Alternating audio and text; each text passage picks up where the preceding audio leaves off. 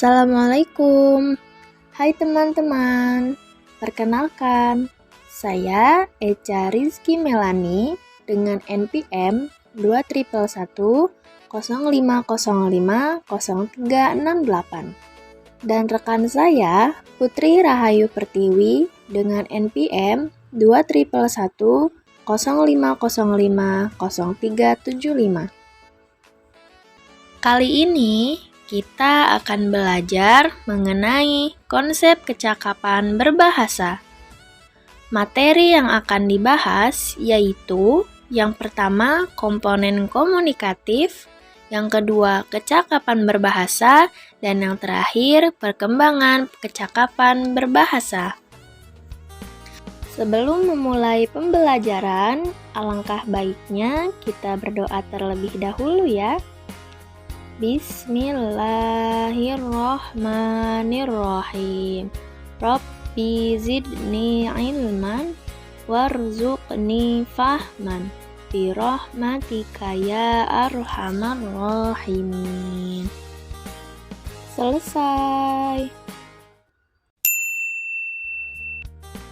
Menurut Suyata, orang asing mempelajari bahasa Indonesia dengan tujuan bermacam-macam, dari sekedar berkomunikasi untuk keperluan sehari-hari, seperti berbicara dengan supir, menawar barang, sampai penguasaan bahasa Indonesia yang bersifat resmi, seperti mengikuti kuliah atau mengajarkan bahasa Indonesia. Dengan demikian, ada 3 tujuan orang asing belajar bahasa Indonesia, yakni ingin menguasai keterampilan komunikasi antarpersonal dasar, penguasaan konsep, serta prinsip-prinsip yang bersifat ilmiah, dan menggali kebudayaan dengan segala aspeknya. Ketiga tujuan tersebut dapat berjalan masing-masing, akan tetapi dapat pula berkelanjutan. Berdasarkan pada perolehan hasil belajar yang ditargetkan dalam pengajaran bahasa Indonesia, ancangan yang dipilih adalah ancangan komunikatif. Dalam kaitannya dengan ancangan komunikatif, Van Eyck dalam Suyitno menjelaskan bahwa pengajaran bahasa dengan ancangan komunikatif memerlukan komponen-komponen sebagai berikut. Yang pertama, situasi yang melatar belakangi penggunaan bahasa, meliputi peranan, pembicara, latar, dan pokok bahasan yang dibicarakan. Yang kedua, kegiatan kebahasaan apa yang kelak perlu dilaksanakan oleh pembelajar. Yang ketiga, fungsi bahasa yang akan dilaksanakan pembelajar dalam penggunaan bahasanya kelak. Yang keempat, apa yang dapat dilaksanakan pembelajar terhadap setiap pokok bahasan. Yang kelima, nosi umum apa yang akan dapat ditangani oleh pembelajar. Yang keenam, konsep khusus apa yang ditangani oleh pembelajar kelak. Yang ketujuh, bentuk bahasa apa yang dipakai oleh pembelajar. Dan yang terakhir, tingkat keterampilan yang kelak dapat dimanifestasikan oleh pembelajar. Program pengajaran dengan tujuan tersebut memerlukan kegiatan dan proses belajar yang bervariasi, yang dapat membantu pembelajar mencapai perangkat tujuan tersebut. Faktor yang mempengaruhi perkembangan bahasa anak. Menurut Yusi Rizka 2009-148, perkembangan bahasa dipengaruhi oleh beberapa faktor. Faktor-faktor tersebut sebagai berikut. Yang pertama adalah faktor kesehatan.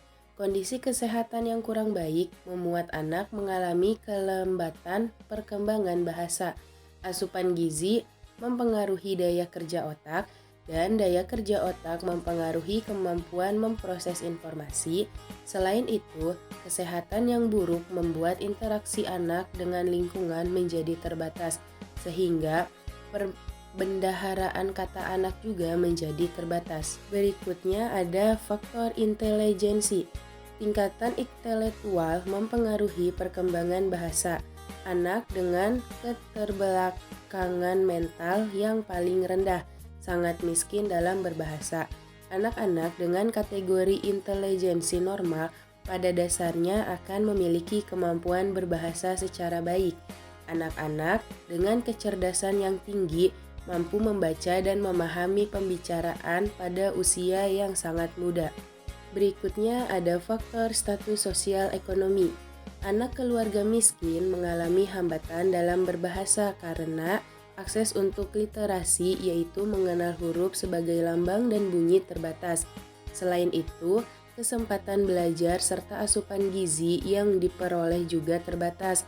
Anak-anak miskin cenderung menjadi literasi atau buta huruf atau buta aksara baik Latin maupun Arab.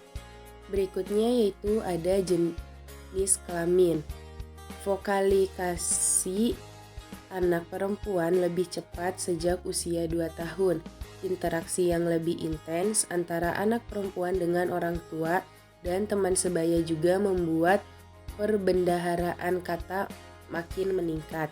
Interaksi di sekolah antara anak tanpa membedakan jenis kelamin di sekolah membuat perkembangan bahasa anak perempuan maupun laki-laki berkembang dengan optimal. Berikutnya yaitu ada faktor hubungan keluarga. Pola asuh keluarga yang demokratis dan autoritatif yang memandang dan menempatkan anak sebagai bagian dari keluarga membuat anak belajar dan memperoleh contoh bagaimana berkomunikasi dengan baik dan memiliki kebebasan untuk menyatakan dan mengekspresikan apa yang dipikirkan dan dirasakan melalui beragam bahasa. Berikutnya ada faktor akses komunikasi. Keterbukaan dan dukungan untuk bergaul dengan lingkungan sekitar baik keluarga inti, keluarga besar, masyarakat, institusi atau lembaga pendidikan maupun media komunikasi mendorong kemampuan berbahasa anak berkembang dengan optimal.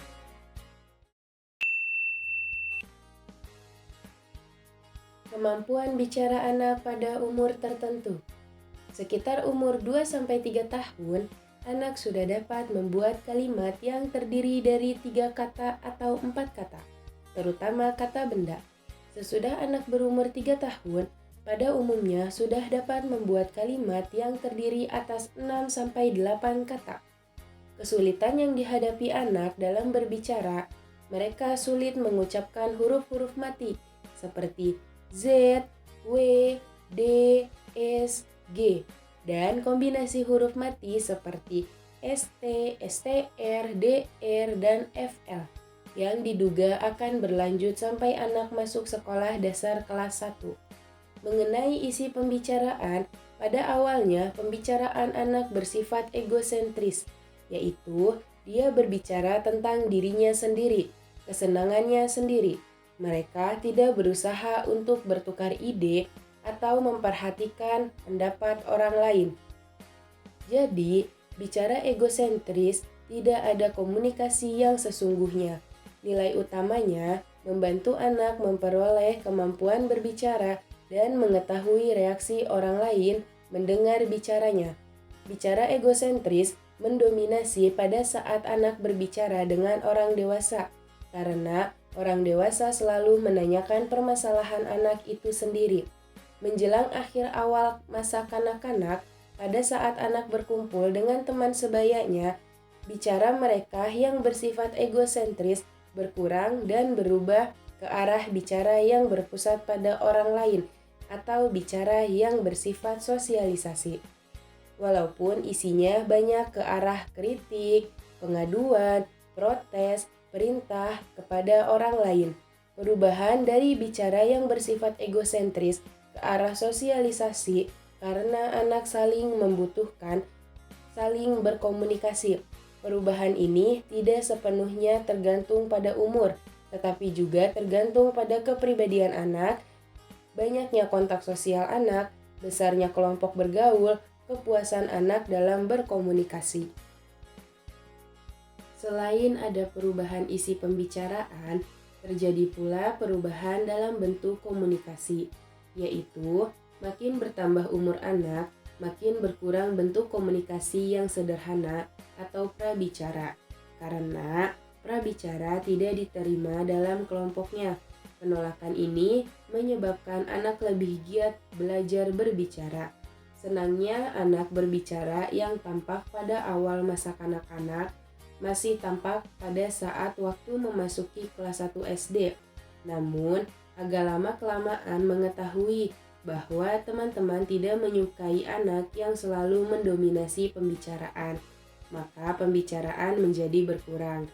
Anak yang berumur 1 tahun, jumlah kosakata yang dimiliki mendekati 0. Pada umur 2 tahun, menguasai sekitar 300 kosakata. Pada umur 3 tahun, menguasai kosakata sekitar 900.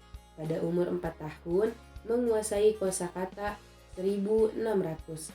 Pada umur 5 tahun, menguasai sekitar 2.100 kosakata.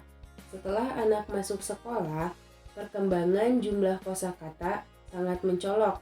Harlock dalam Sri Rumini dan Siti Sundari 2046 menyatakan bahwa anak kelas 1 SD yang kira-kira berumur 7 tahun dapat menguasai kosakata sekitar 14.000 kata. Bahkan ada yang dapat sampai 24.000 kosakata. Dan setelah anak duduk di kelas 6 SD dapat mencapai 50.000 kosakata. Demikian teman-teman, video pembelajaran kita pada kali ini. Semoga dapat bermanfaat ya. Wassalamualaikum warahmatullahi wabarakatuh.